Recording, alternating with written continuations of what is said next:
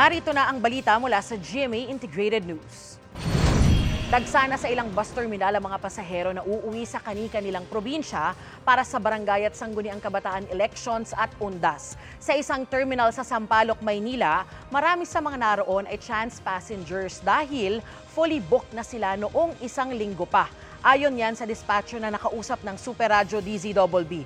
Nagsimula na ring dumami ang mga pasahero sa isang terminal ng bus sa Quezon City at sa Parañaque Integrated Terminal Exchange o PTEX.